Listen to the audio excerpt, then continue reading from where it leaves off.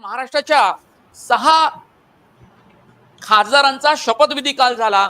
यांना आणखी कुठली कुठली खाती देण्यात आली, राजकीय समीकरण, क्षेत्रीय रिजनल बॅलन्स ज्याला आपण म्हणतो, जातीय समीकरण, ही सर्वच यावेळी पाहण्यात आलेली आहे कॅबिनेट विस्तार करत असताना. सुभाष, एक म्हणजे याच्यामध्ये जी अपेक्षा होती मनोज, की जे टीडीपी आणि जेडीयू हे जे दोन मोठे एनडीएचे पार्टनर आहेत देशामध्ये, आणि जरी मोदी यांचे समर्थक मोदी 3.0 असं जरी म्हणत असले तरी हा एनडीएचा मिनिस्ट्री आहे आणि याच्यामध्ये त्यांना जास्त मोठी खाती मिळालेली आपल्याला इथे दिसत नाही. त्यांना तसं म्हणायला गेलं तर इनसिग्निफिकंट खातीच मिळालेली आहेत.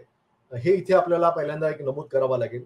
एकतर म्हणजे तेलुगू देशम पार्टीला सिव्हिल एव्हिएशन हे मोठं खातं मिळालंय, पण सिव्हिल एव्हिएशन मिनिस्ट्रीमध्ये असं काही करून दाखवण्यासारखं माफ करा, लोकांसाठी करून दाखवण्यासारखं फारसं काही उरलेलं नाहीये आता. कारण बऱ्याच यांचं विमानतळांचं खाजगीकरण झालं असल्यामुळं सिव्हिल एव्हिएशन मिनिस्ट्रीकडे आता फक्त डीजीसीए, जी डायरेक्टर जनरल ऑफ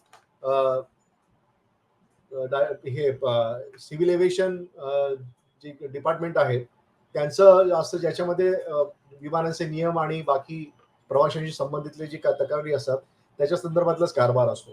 त्यामुळं हा टीडीपीकडे सिव्हिल एव्हिएशन जरी हे असलं तरी पण हे एक सेरिमोनियल आपण ज्याला म्हणू असं आहे. चिराग पासवान यांच्याकडे फूड प्रोसेसिंग इंडस्ट्री ही दिलेली आहे आणि त्यांच्या वडिलांकडे सुद्धा गेल्या 2019च्या मंत्रिमंडळामध्ये हे होतं. प्रताप जाधव यांना हेल्थ मिनिस्ट्री दिलेली आहे आणि ही त्यांच्यासाठी चॅलेंजिंग असणार आहे, कारण ते राज्यमंत्री याच्यामध्ये आहेत. ललन सिंग जे मोठे जनता दल युनायटेडचे खासदार होते आणि त्यांनी कॅबिनेट मंत्री म्हणून शपथ घेतली, त्यांच्याकडे पंचायती राज हे खातं देण्यात आलेलं आहे, जे तसं म्हणायला गेलं तर फार मोठं खातं मानता येणार नाही. रामनाथ ठाकूर जे दुसरे जनता दल युनायटेडचे राज्यसभेचे खासदार आहेत, ज्यांना म्हणजे राज्यमंत्रीपद मिळालेलं आहे, त्यांच्याकडे कृषी हे खातं दिलेलं आहे. तसं महत्वाचं आहे, पण तरी कृषी खात्यामध्ये महत्वाचे जे निर्णय असतात हे केंद्रीय जो कॅबिनेट मंत्री असतो तोच घेतो. एक दुसरी महत्वाची खाती जी मिळालेली आहे ती म्हणजे रेल्वे आणि जलशक्ती.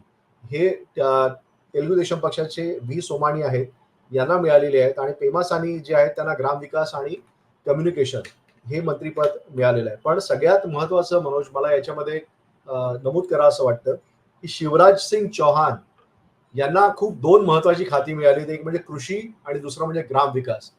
त्यामुळं एक फार मोठा त्यांच्याकडे डिपार्टमेंट ही आहे. एक असं RSSच्या वर्तुळामध्ये बोललं जात होतं की जर नरेंद्र मोदी यांच्या नेतृत्वाखाली भाजपला 200च्या आतमध्ये जर जागा मिळाल्या तर पंतप्रधान पदासाठी म्हणून शिवराज सिंग चौहान यांचं नाव पुढे आलं असतं.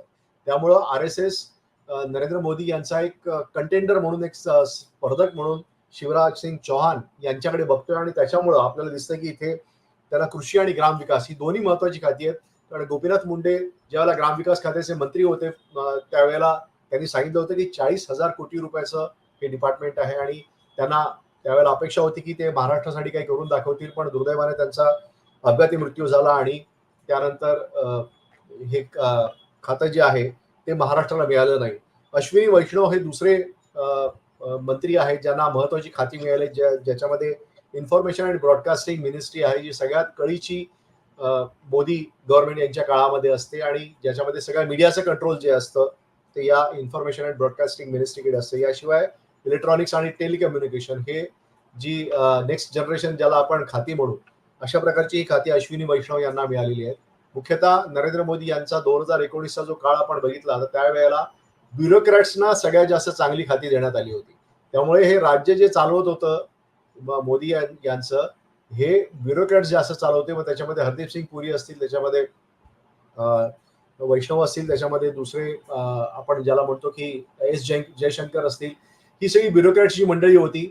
ही मंडळी जास्त मोठी खाती त्यांनी घेतली आणि त्यामुळं जे जमिनीवरती ज्यांचा प्रभाव आहे अशा नेत्यांना तुलनेने कमी महत्वाची खाती देण्यात आली होती. याच्यामध्ये आपण एक बघतोय की निर्मला सीतारामन यांना फिनान्स मिनिस्ट्री देण्यात आली, निर्मला सीतारामन यांनी निवडणुकीच्या पूर्वी घोषणा केली होती की त्यांच्याकडे निवडणूक लढवण्यासाठी पैसा नाहीये, त्याच्यामुळे त्या निवडणूक लढल्या नाहीयेत आणि अशा वेळेला त्यांना पुन्हा फिनान्स मिनिस्ट्री दिलेली आहे, पण त्यांचा कार्यकाळ लवकरच संपेल आणि अशा वेळेला जर 6 महिन्याच्या आतमध्ये त्या जर जिंकून आल्या नाहीत तर त्यांना कुठल्या तरी एका सभागृहाचा मेंबर व्हावं लागेल. त्यामुळं हे जी अरेंजमेंट आहे ही स्टॉप गॅप अरेंजमेंट आहे, तात्पुरती अरेंजमेंट आहे का, हे आपल्याला बघावं लागणार आहे.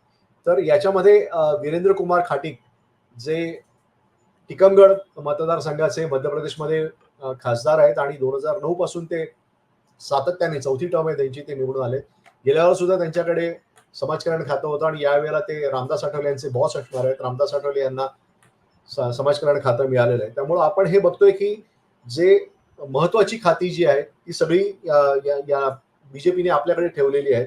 सुरेश गोपी यांचा उल्लेख मी इथे करतो. केरळचे एकमेव बीजेपीचे खासदार आहेत ज्यांनी केरळमध्ये बीजेपीचं खातं उघडलं. यांना महत्वाची खाती दिलीत, पेट्रोलियम आणि टुरिझम ही खाती दिली. ते अर्थात राज्यमंत्री आहेत, पण तरीही त्यांना ही 2 महत्वाची खाती दिलेली आहेत. आणि टुरिझम, पर्यटन हा जे खातं आहे ते केरळसाठी अतिशय महत्वाचं आहे. त्यामुळे अगदी अगदी अगदी राजकारणावरती इन्फ्लुएन्स टाकण्यासाठी त्यांना याचा फायदा होईल. मनोज.